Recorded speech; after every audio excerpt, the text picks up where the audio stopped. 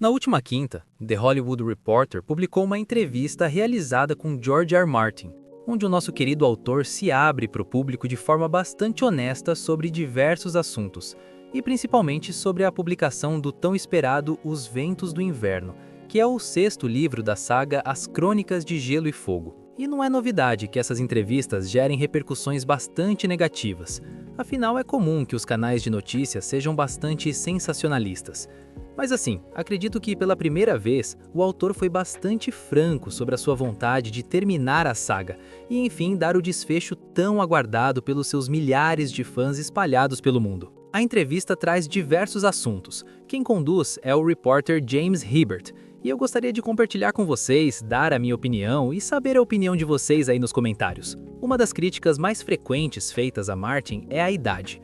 Muita gente acredita que ele não vai conseguir finalizar a obra por estar velho demais. E assim, gente, eu entendo a frustração, de verdade. Mas eu acho bastante mórbido transformar isso em argumento. E mais ainda, dizer isso diretamente para alguém. Isso já entra num campo cruel e totalmente inadequado. Para quem não lembra, em agosto de 2025, durante um painel da Worldcon, uma fã fez uma pergunta a Martin insinuando que ele estaria perto de morrer. E logo em seguida, perguntou se outro autor, como o Brandon Sanderson, poderia terminar a saga por ele. A plateia vaiou. Martin ficou visivelmente abalado. E a situação piorou quando ele viu as reações online. Alguns fãs chegaram a dizer que ele merecia ouvir aquilo. Meses depois, ele ainda parecia afetado. E com razão. Eu realmente não precisava de uma merda dessas, disse ele. Ninguém precisa dessa merda. E essa não foi a primeira vez que ele ouviu algo assim. Nem deve ser a última. Mas isso não torna a situação normal. É ofensivo, desumano e não deveria ser relativizado. O próprio Martin comenta isso de forma bem direta. Nunca pensei que viveria até os 77 anos. Sou velho, tenho alguns problemas de gente velha, às vezes a lombar dói, não gosto de ficar parado, mas me sinto bem. Talvez você devesse usar isso como manchete. George R. R. Martin não está morrendo. Ou seja, o cara tá aí, vivo, consciente, lúcido e pelo menos até agora com saúde. E, ironicamente, isso só complica ainda mais a situação dele, né? Porque aí sobra menos justificativa para um atraso de mais de uma década. Mas vamos continuar. James também fala sobre a quantidade de projetos em que o Martin se envolveu. A Casa do Dragão já tem 2 temporadas. O Cavaleiro dos Sete Reinos estreia agora, em janeiro, e ainda tem outras coisas em desenvolvimento na HBO, incluindo uma peça sobre a rebelião de Robert.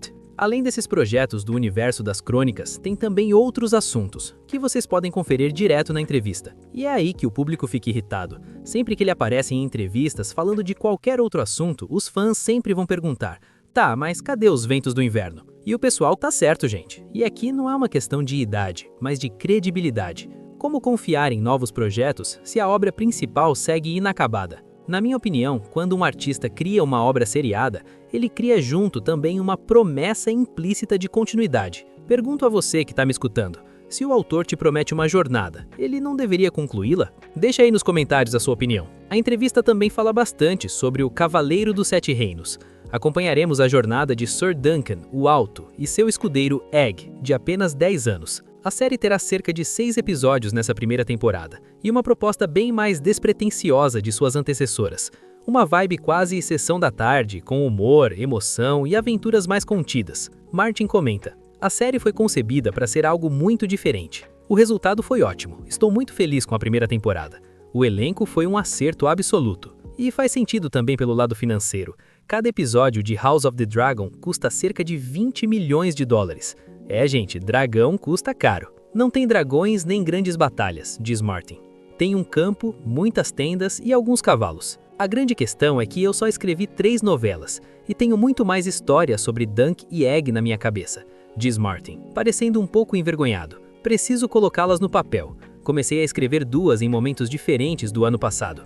Uma se passa em Winterfell e a outra nas Terras Fluviais. E aqui a gente chega numa parte delicada, que lembra muito o que aconteceu com Stranger Things. O Egg, um dos protagonistas, é uma criança. Isso significa que a produção não pode se arrastar por anos. O tempo, nesse caso, é crucial. Afinal, o ator vai crescer, mudar, e a história começa a perder coerência. E esse tipo de pressão costuma gerar 2 caminhos ruins. Ou a série é apressada demais, comprometendo a qualidade, ou ela atrasa e a narrativa precisa se adaptar à realidade, forçando decisões que não estavam no plano original. No fim das contas, isso bate exatamente no mesmo problema que persegue o Martin há anos: tempo demais entre uma entrega e outra. Quando a obra demora além do razoável, não é só o público que sofre, a própria história começa a pagar o preço. E aí fica a pergunta: até que ponto dá para confiar que tudo vai chegar ao destino final sem se perder no caminho? A entrevista segue falando sobre algumas outras produções e spin-offs, mas que eu não vou me alongar sobre elas. Também fala sobre as incompatibilidades entre ele e o diretor de House of the Dragon, que é o Ryan Condal. E aqui também eu acho que é assunto para outro vídeo. Mas de tudo, o que mais me chamou a atenção foi o seguinte diálogo. Pergunto a Martin se ele já considerou simplesmente desistir do livro. É sua vida, George. Você não precisa passá-la trabalhando em algo que lhe causa sofrimento. Eu odiaria isso. Para mim seria uma fraqueza total. Quero terminar. Entregar o projeto a outro escritor, algo que alguns fãs têm pedido que ele faça, não vai acontecer. Diz Martin. Também não existe um plano secreto para que outra pessoa assuma o projeto caso Martin seja atingido por um raio. Se isso acontecer, meu trabalho não estará terminado. O quanto mais você precisa percorrer? O entrevistador pergunta, curioso para saber quanto falta para terminar o livro, e Martin responde: se eu acabar fazendo tudo o que está na minha cabeça, este pode ser o livro mais longo da série. E após insistir bastante sobre Os Ventos do Inverno, Martin fala sobre o caso de Frank Herbert, o autor de Duna, onde Martin menciona que Herbert havia escrito muitos romances aclamados, mas tudo que os fãs pareciam querer era mais de Duna. E a editora, na época, ofereceu a seguinte proposta: você pode escrever sobre o que quiser, mas eu vou te pagar 6 vezes o mesmo valor por uma continuação de Duna. Ele não gostava mais de Duna, e não queria escrever mais livros de Duna, diz Martin. Mas ele se sentia preso pelo sucesso de Duna, então continuou escrevendo. O entrevistador pergunta: você se identifica com o que Herbert sentiu? Não estou necessariamente cansado das crônicas, diz o autor. Adoro o mundo e a forma como ele foi construído.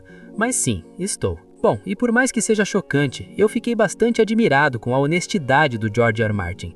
Acho que não é todo mundo que tem essa coragem de falar dessa forma. Confesso que não entendo e que penso de uma forma completamente diferente. Mas pensando num lado artístico, eu entendo a hesitação.